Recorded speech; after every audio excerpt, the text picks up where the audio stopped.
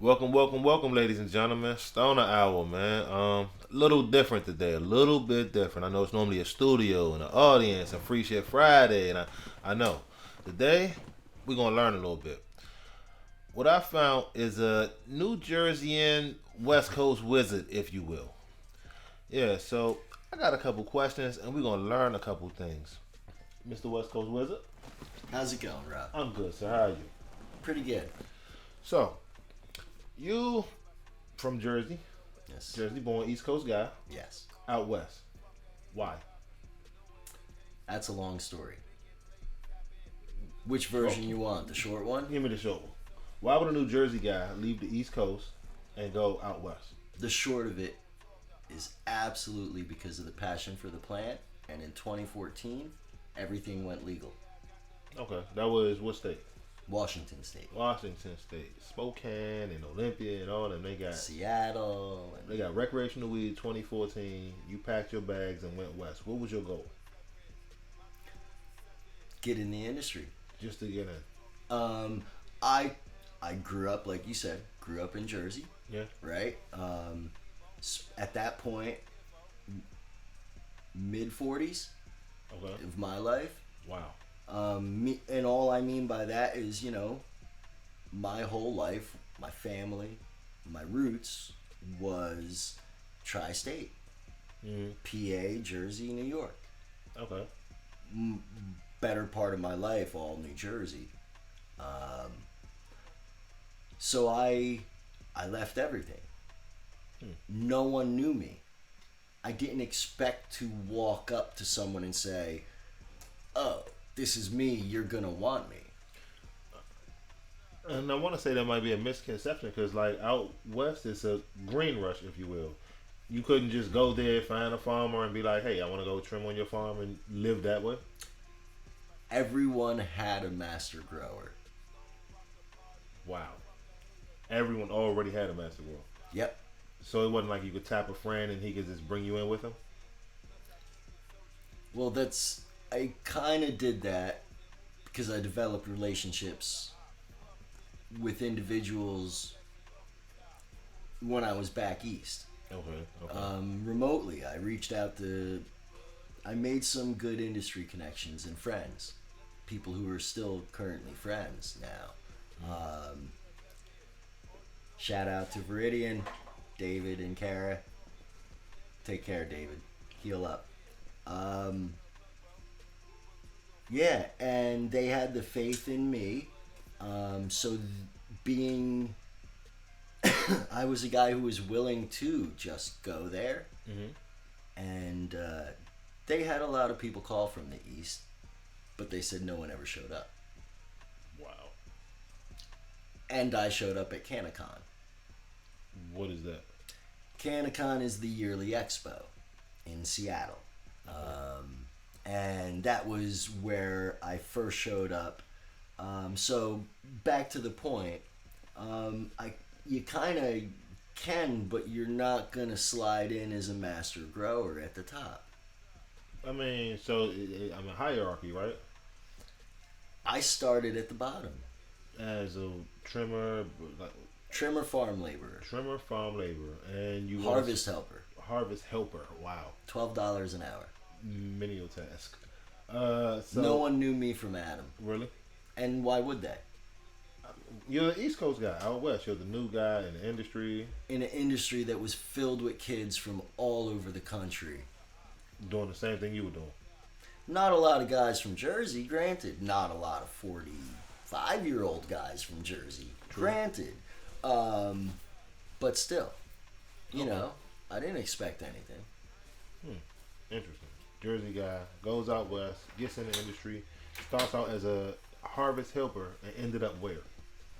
Managing the farm and refinement extraction lab, Farm. How big was this farm? 4-acre farm. 4 acre farm. Put it in 1,700 plants So you took care of 1,700 plants seasonally. by yourself? Oh God, no. Oh, okay. Oh God, no. But you were some sort of No weed one can Superman. do that. No, anyone who tells you they do that by themselves, Uh-huh. giggle. I mean, Because hey, they're telling you a good story. anything's possible, I guess. No. Sure, but you're not going to be successful. Okay. Not by yourself, not managing 1,700 plants. So 1,700 plant farm. In what part of Washington? Center State. Center State. That's a city? No, if you look at it on the map and Uh-huh. you go to the center of the state, Wow. like my farm would be under your finger.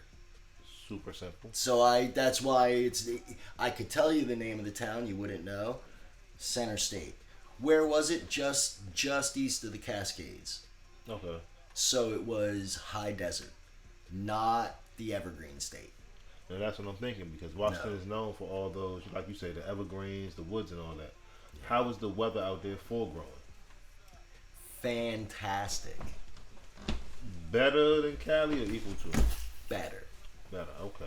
Okay. You gonna ask me why? Yeah. Why? Matter of fact, why? Because Cali has the sun and the perfect timing and everything. So Cali's farming and Cali weed is quote unquote where it's at. And what do you know about Seattle? Rainy, wet. So not very sunny. Nah, not growing. Potential for molds, Yeah, mildews, nothing. botrytis. Nothing worth trying to grow for. Okay. Yes, on the west side of the mountains. The west side of the mountain. Yes, the Okay. I-5 corridor, the west side of the mountains, Seattle, and the peninsula. All right. Once you go over the Cascades, you are in high desert. What's that mean? It's a desert. It's really dry in the summer. It is the opposite of the west side of the mountains. Okay. If they didn't create an irrigation project, a federal project, I think it was in the 40s, the Columbia Basin Reclamation Project, if they didn't do that, there would be nothing growing there. It would be a sage desert, and that's it. So in between, like you said, the high desert and the evergreen forest, right? There's a sweet spot I'm guessing you could hit for growing. Well, no, the high desert is the sweet spot. Why? Wow, yes. Yeah. It's a desert. It's warm. It's not just dry. It's really warm. So we do have summers with, 90 degrees would be an average day. It wasn't surprising to be 100 plus. Okay. Here's the big part. It's all about the longitude, latitude. The length of your day as you go north, what happens to it? Goes on. What time of the year? Days get longer in the summer, right? Bingo. When do you grow? In the summer. Okay. It seems obvious, right? Yeah. But when you travel 500 miles, 1,000 miles north, 1,500 miles north, you go. Like in Jersey, I grew up. Mm-hmm. In the summer, my typical night would get dark around 8:30, 9 o'clock.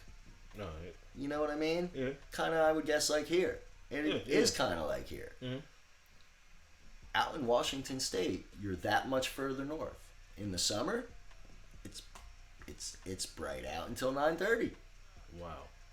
The sun comes up earlier also. So what is it? You have what? A longer growing day within Shorter every day in the season.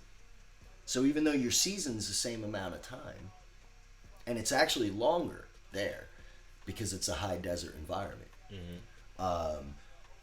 They average, if I remember correctly, 240, 220 sunny days a year. Which That's good for growing. That's ridiculously high if you compare it to other locations throughout the country. It's really sunny, is what I'm getting at. It might even be higher than that. Okay. But I don't want to exaggerate it too much. If I am exaggerating at all, so I'll err on the side of caution. A lot of sunny days, basically every day is sunny in the summer, and the days are longer. Okay. Your plant, by physics, can get bigger. Yeah. Chasing the sun for energy, nighttime produces what it needs to. So yeah, I get you. All right. Let's get into It's a great place to grow. And because of that dryness, you don't have powdery mildew. It's a great place to grow. I'll leave it there. All right, so let's get into a couple questions. I Man. didn't know that going there. That going out west, it will be a better environment. Going out, Going to, out to Washington State, rather. Eastern Washington State. I didn't know about the whole agricultural industry there. So that was neat because it was a whole surprise to me that I found myself in a incredible growing environment. And that is, with my background as an environmental and biologist, I saw the advantages pretty quick. Interesting. Question: is the CBD craze real? Yes.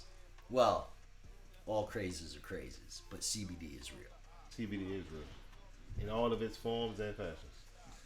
There's a lot to learn. Let's be humble here. We've got it. We don't know it. We don't know a lot about it, and that's our fault because we've got it as a Schedule 1 drug. Shame on us. Now, okay, 2018 Farm Bill, awesome, great, step forward. So what? We can study it now for a couple of years. It's going to take longer than that to unlock really what we can understand about it. We're still figuring out the endocannabinoid system. So to fully understand CBD, THC, any of it, but CBD specifically to your question, you have to ask then also, do we understand the endocannabinoid system? Which we don't yet. So we can't understand CBD yet. I am convinced personally, as a patient, and biologically, from what I understand about the plant, I'm convinced it's got therapeutic advantages. Okay. And I think it's got very broad, what can be very individually focused therapeutic advantages. But I think to gain that advantage of this plant, this ally as I call it, we need to change our understanding of medicine. Okay. Interesting. Because I have a lot of friends who make topical rubs and things like that, and I am I would say a skeptic that has been turned into a believer because I didn't think it was real. I did not. Then I had a headache. I tried the topical rub, headache went away, and I just was not real. 2 or 3 times later, I'm a believer. So shout out to Princess P and her topical rubs. It's very cool. So what's the best way to medicate? Oh, that's an individual question. It truly is. Okay. Physiologically, biologically speaking. True, because some people can smoke. And that's the paradigm shift we need, that this ally can help us take. Why? Because you have to figure out how it best works for you. Now, you should do that with some medical guidance. You shouldn't do it alone, but it can't be the old paradigm of here, take this. Okay. I have to be involved in my own health. And if I just smoke this for fun of it, and if I'm not aware of the healing I'm taking in, so yeah, I have some interesting ideas. Here we go. If I'm not aware of the healing I'm taking in and how it's affecting me, then how much healing am I truly getting out of it? And what is my true intent behind this? And that's not for me to judge anyone else. It's for me to then reflect upon me and, okay, am I really using this for medicine, or am I fine, but am I not using it for medicine? And, I use it for both ways. I use it recreationally, socially, with friends and with family. But the majority of my use, where I'm at in my life, is medicinally. So you asking me what's the best way to use this medicinally, the best way for you is the best way to use it. What's your best way? Flower. Okay. Mom and pop stores versus the corporate market. Pros, cons, man. Pros and cons? You can't, that's, you know what I mean? Come on, man. You got people who, this the dream, so they go and they grow and they make their money. Understood, okay. There's good mom and pops, right? Okay. And the shit. I don't know if the mic picked that up. Uh, And there's not so good mom and pops. Meaning not everyone's well intended. Whether they be the mom and pop store owner or it be the corporation. Now here's what I offer. Not every corporation's bad. okay. Not saying they're all good. Not saying that. I think the inclination is they're all bad. Well, don't think all people are good. Don't be a fool that way and be taken. Well, don't get swept up in that all corporations must be bad, because there are some good, there's some good entrepreneurs who are trying to change the way things are done, and you know, sometimes that can only be through the vehicle of, given our social structure, that can only be done in the vehicle of money, commerce, business. Social How do you do that? You got to do that social change through corporations on some level. On some level. Does that mean you don't go walk in the street or you don't drive petitions? You need all of it. Many-faceted, multi-approach. Multifaceted approach. Not that I have opinion on it. Not at all. Nah. Best plant ever grown. Me, personally, right? You personally. No brain. Wait. Define best. Biggest yield. Biggest yield. Biggest Easy. yield, Secret recipe. yeah. See, what is that? Is that a strain? What is that? That's a strain. That's a strain. Yes. Okay. Where? Abusive OG, critical, and it's a 3, so there's a third I'm not remembering. Okay. Secret recipe is a fantastic sativa leaning, heavy strain. I'm an indica guy. Understood. I actually got third party 30 plus on this. 3 kilos. 1 plant. Oh, this outdoor plant. Dry. Flower. Outdoor plant. Yep. Of course. Why not? We had to use an electric chainsaw to harvest her. To cut it down? Yeah. Yeah. I want to go outdoor. You just Outdoor. can't do that indoors. DC. Outdoor. Now outdoor. there's a different. Give me you know. summertime outdoor. Wow. Let's see. Oh, okay. You being a biologist, right? Has science changed the way you look at weed?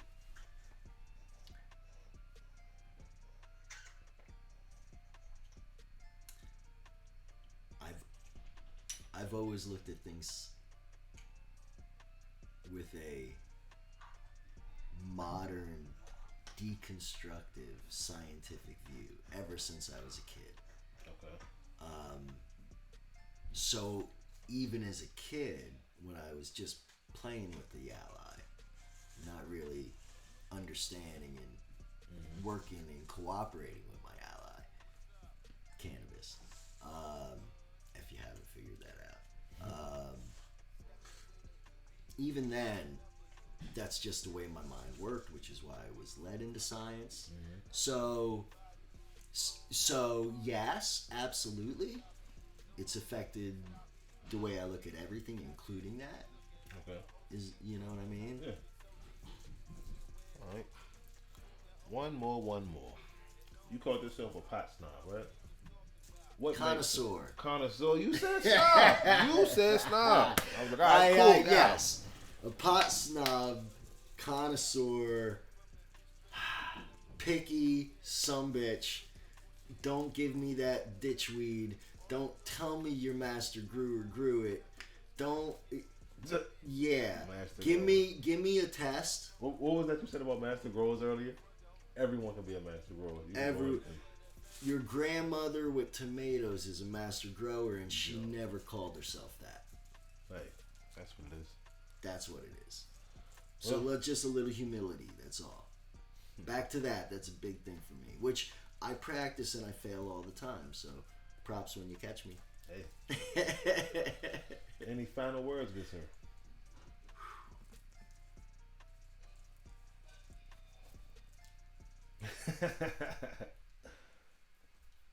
Final words about this plant. about this plant. Yeah, I gotta pause because I want to make sure I make it worth it. Right. Um,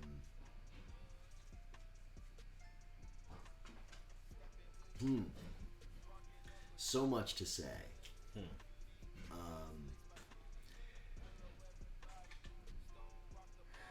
this plant has healed me.